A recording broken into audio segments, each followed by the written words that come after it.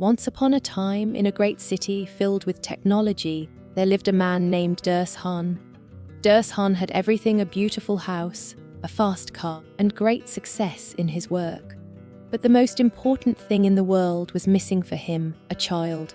Every night, Boğaç Han and his wife would look at the stars and pray, "If only we had a child to whom we could give our love, with whom we could play and be happy."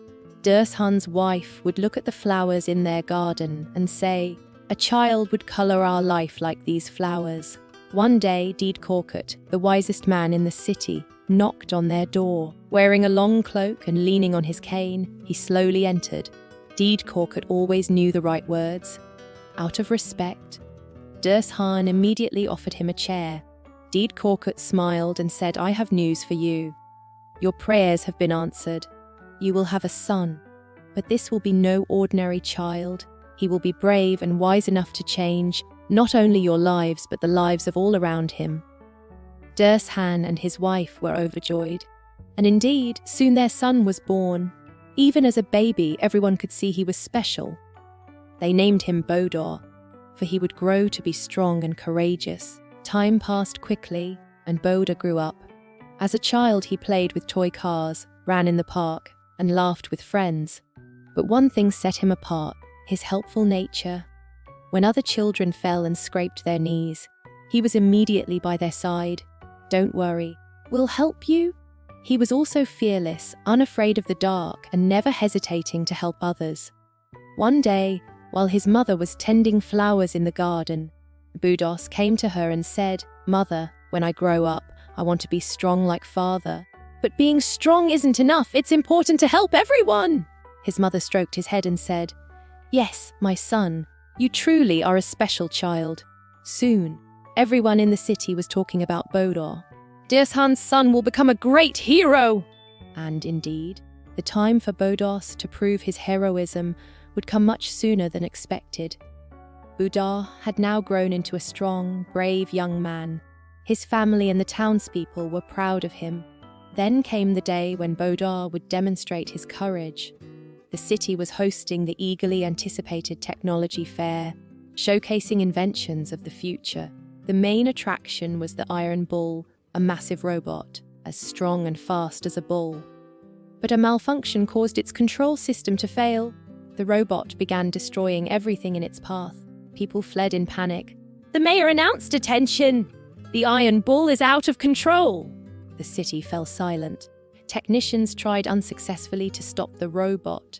Watching the chaos on television, Boğaç Han was approached by Boğaç, who said determinedly, "Father, let me go! I can stop it!" Hesitantly, Boğaç Han agreed. "Be careful, my son." Boğaç went to his father's old workshop. His plan: lure the robot to the abandoned power plant where a strong electromagnetic field could stop it. Using an old electric vehicle, Boğaç attracted the robot's attention. The chase was on. The robot was cumbersome but powerful. Boğaç was agile and clever. Skillfully, he led the robot toward the power plant. When the robot hesitated, Boğaç boldly shouted, "Hey, over here! Try to catch me!" The words worked. The robot resumed pursuit. Arriving at the power plant entrance, Boğaç was breathless but remained determined. Boğaç reached the power plant entrance. His heart raced, but he showed no fear. The metallic giant followed close behind, shaking the ground with each step. Inside, Boğaç navigated through abandoned machinery, forcing the robot to follow. There was an old generator still functioning that could emit a powerful electromagnetic wave. But to activate it, he needed to use an old control panel, which stood right beside the robot. Remembering a small magnetic device from his father's workshop, Boğaç thought, "What if it doesn't work? What if the robot catches me?" Then he listened to his inner voice of courage. "I've come this far. The city's safety depends on me." He activated the device and threw it before the robot. It sparkled, emitting a magnetic wave. The robot paused, lowered its massive head, and began trembling. In that moment, Boğaç sprinted to the control panel and activated the generator. But a problem arose before reaching full capacity. The robot began moving again. Its huge arm reached for Boğaç, who barely dodged behind machinery. The generator lights flickered. It needed a few more seconds. The robot kept searching, destroying equipment with each step. From his hiding spot, Buddha shouted, "Here I am!" As the robot turned, the generator reached full power. A massive electromagnetic wave locked all the robot's systems. It trembled, then collapsed motionless. But then alarms sounded. The overloaded generator was about to explode. Boğaç ran outside as explosions erupted behind him. The city was saved. Boğaç returned a hero. The sky was blue again. People flooded the streets. His mother embraced him proudly. His father said, "My son, you're not just strong, you're our hero and future leader." The mayor held a ceremony. Today we all owe thanks to Boğaç's courage and wisdom. He not only saved us from disaster, but gave us hope. From now on, Boğaç will wear our city's Medal of Honor. Children gathered around him curiously. Boğaç smiling with courage and the right plan. Any problem can be solved. Henceforth, Boğaç was not just a hero, but the city's youngest leader.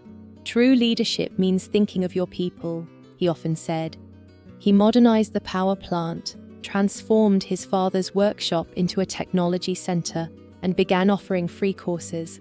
The Iron Bull became a museum exhibit, a lesson for all. Boğaç's name was written in golden letters in the city's history, as he continued to inspire with new projects.